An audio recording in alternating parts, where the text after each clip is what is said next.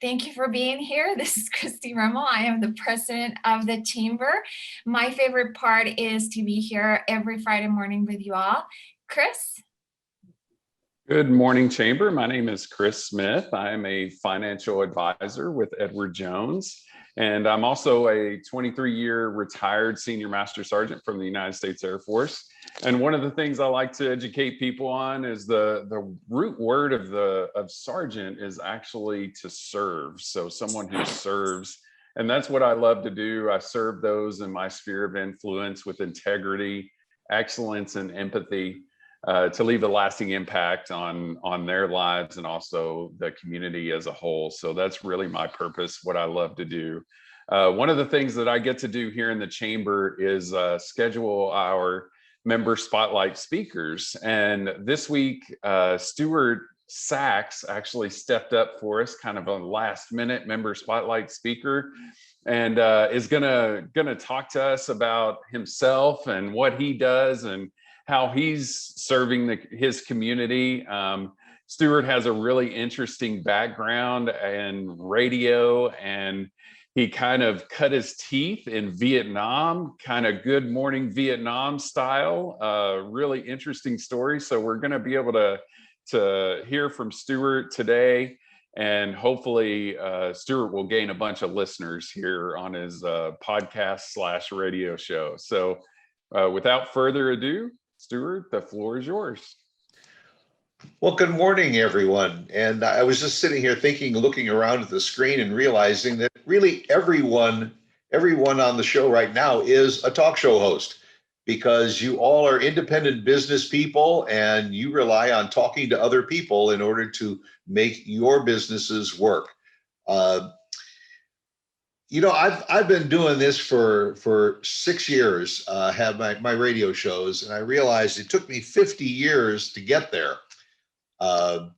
Little bit of my background: I was born in the Army, born in New Jersey, which on an Army base that my dad was stationed at, and that plot of land where I was born is now part of Rutgers University. Camp Kilmer was the name of the base. My dad entertained the troops going to and from the European theater. He was a big band leader.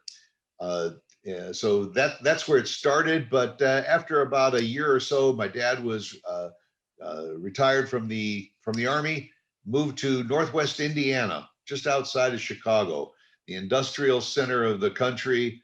Lived in a great blue-collar neighborhood. Grew up going to a high school that, as we are speaking right now, is being torn down after 105 years. Very, very sad moment for all of us graduates. But went through high school, spent a lot of time in the truancy office because I had a big mouth, and seems to have benefited me in the long run.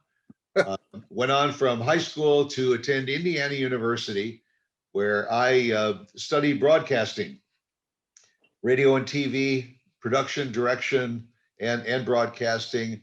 One little factoid about me is in the summer of '66, the winter of '66, '67, when they had the huge snowstorm in Chicago, I had the keys to the student radio station, and a lot of the students that lived north from school couldn't get there because the buses couldn't get through, the train couldn't get through.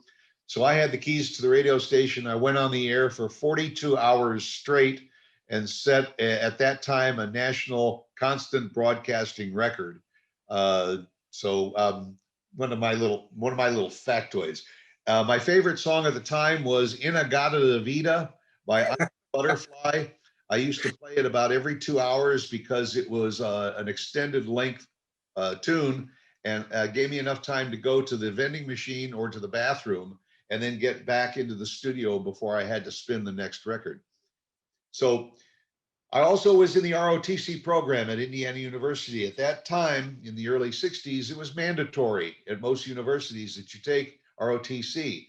Then when I got to my junior year, Congress said no more mandatory, but we were in the throes of the Vietnam War. So I qualified to serve. And so I went on to advanced ROTC, got my commission. And after college, wanted to go into broadcasting. In fact, I wanted to go into the Signal Corps in the Army so that I could work with the Armed Forces Radio Network, which is what I studied. It was my passion. Well, I got my third choice and I became an ammo officer in the Ordnance Corps.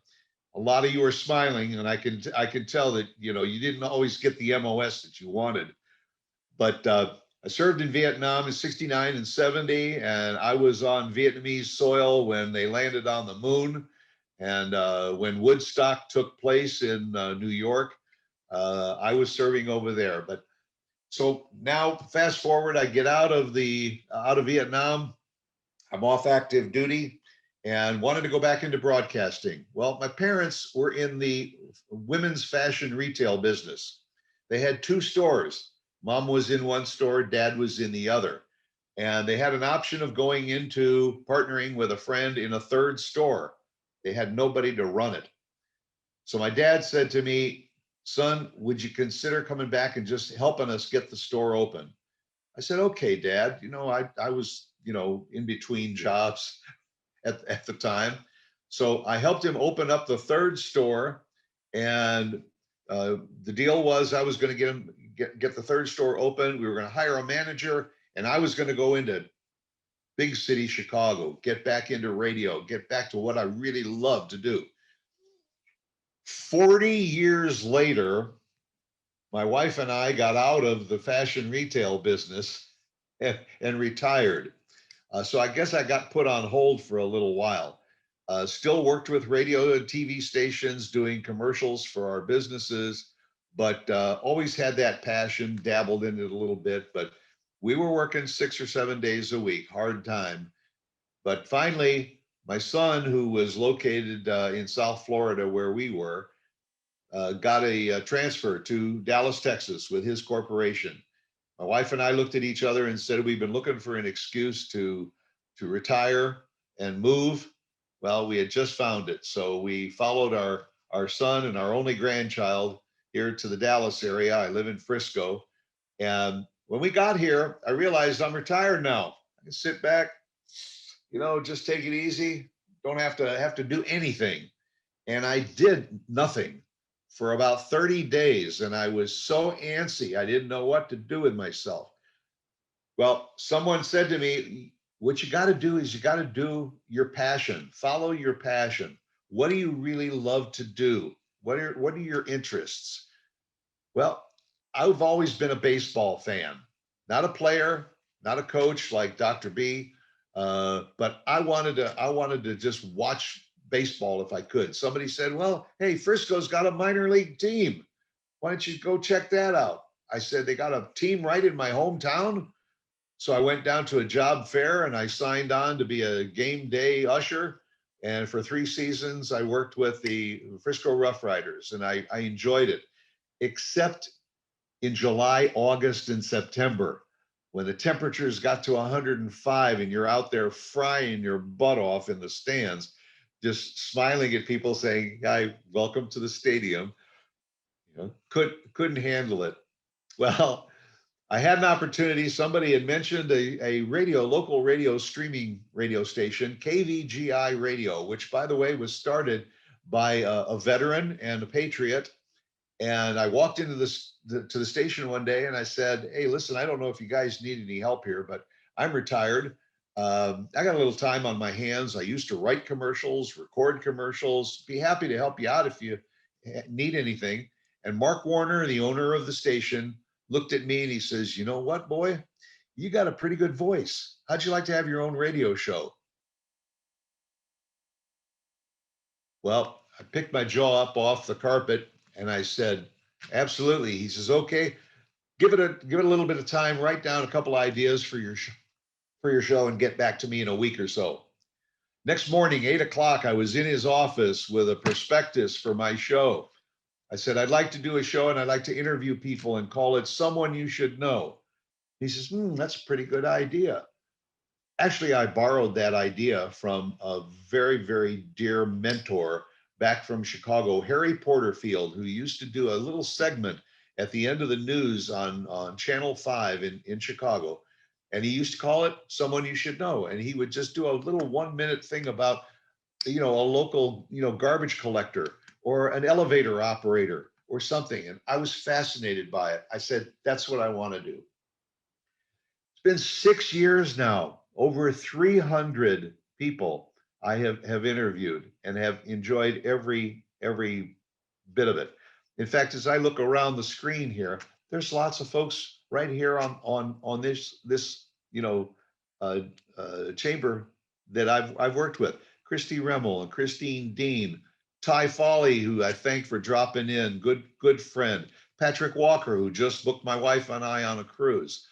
Ron Jones has been on my show. Patrick Walker, Urshel Metcalf, great guy, great talent. And also one of these days, I'd like to invite Rasheen Sinclair, because I really enjoy that voice. Great people. But what my business is all about is people. Not only the front story, what they do, what their career is, but it's the backstories. I have interviewed some fascinating people. I've interviewed a gentleman who is in the real estate business, who is a quadruple organ donor, organ receiver.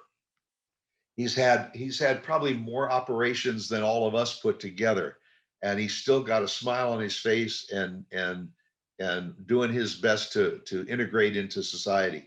He had a backstory that just fascinated me. I have worked with Gold Star families telling about the loss of their loved ones and what it means to carry on and become a patriot and pay their dues forward. I'm going to share, if I know how to do this, I'm going to share a photo with you, and I want to tell you a brief story about one of my favorite interviews.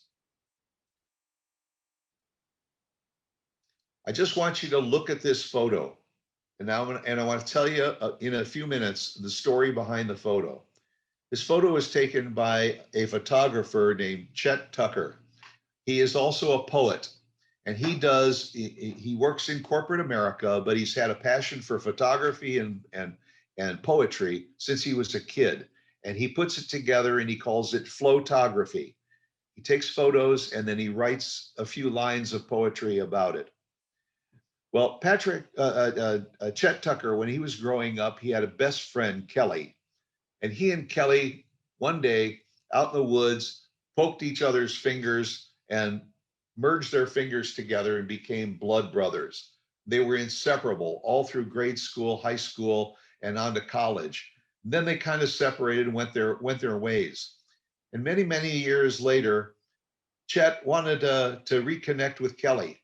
So he started on Facebook, and he found out that his best friend Kelly had served in the army and lost his life in Afghanistan. And Chet was really distraught because he was ashamed of himself for not keeping in touch with Kelly. Well, through the internet, he managed to connect with Kelly's widow. And he got in touch with Kelly's widow to give her his condolences and all. And she said, Kelly used to talk about you, Chet, a lot. And all, and he used to talk about all the things that he wanted to do with you, and you guys had talked one day about maybe going mountain climbing. Chet said, I forgot all about that. I know that's one thing Kelly always wanted to do. And his widow said that one thing that he wanted to do is he wanted to go to the Himalayas. And Chet said, you know what? That's always been in the back of my mind. Maybe I'll go in his place. And his widow said, would you do me a favor? If you ever go to the Himalayas, would you take his ashes and spread them from the Himalayas? Because it would be the greatest, honor to him. He said, I'll do it. Now, Chet had never gone mountain climbing. So Chet went to Colorado and spent a few months not only doing his business and his photography, but climbing the mountains so that he could get ready to go to the Himalayas. Finally, he made the trek to the Himalayas. and he went up to the base camp, which is about as far as he could go with his talents. And the guide took him to an area where there was a primitive bridge. And as he was crossing the bridge, he was looking out over this expanse of magnificence. And he was thinking about his friend Kelly. And as he was thinking about his friend, reached into his backpack and took out the canister holding the ashes of his dear friend. And he took the ashes, and from that rickety bridge and everything, he scattered them into the Himalayas.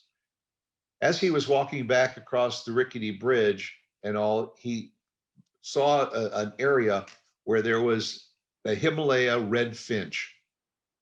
And that Himalaya red finch was looking at him.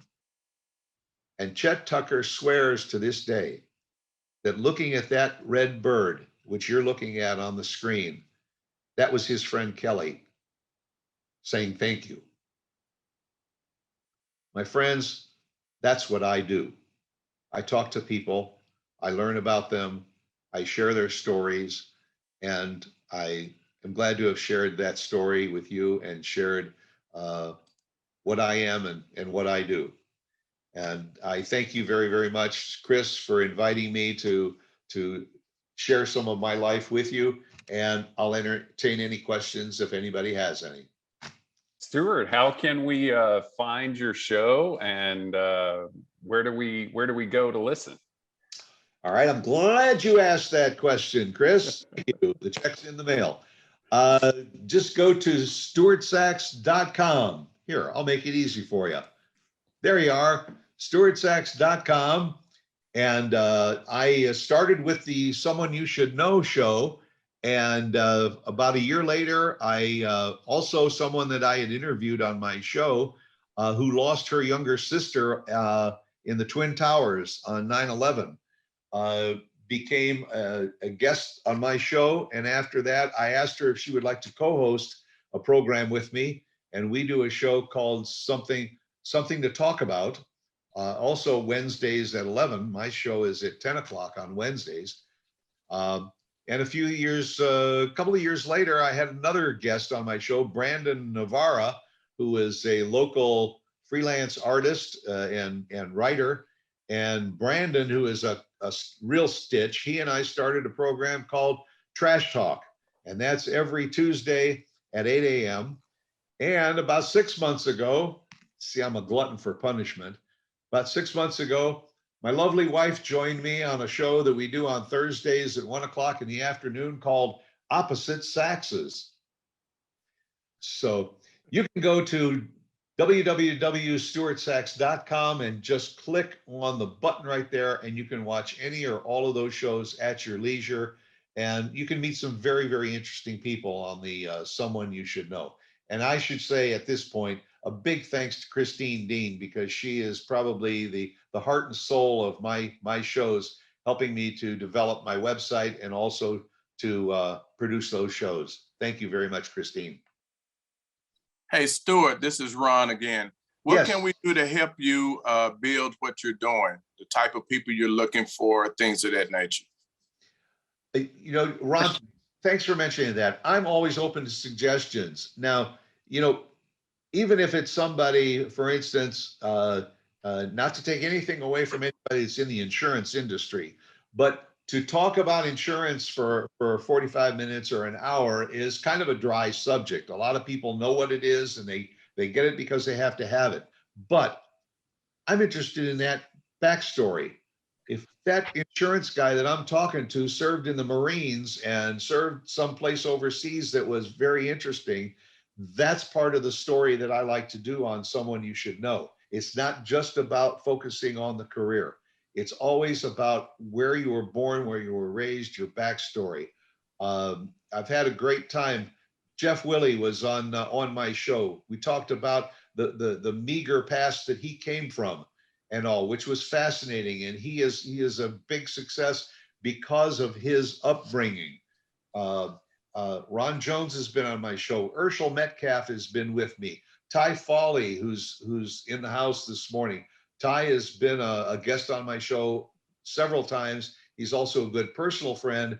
And just like me, if I get into a bind at the last minute and I need a guest, I call Ty. He's my go-to off the bench guy. So, you know, it's a matter of featuring people that have interesting stories. Look, we got a 27-year Coast Guard veteran on our team here, and Patrick Walker does amazing things to get people deals on cruise ships and other vacations.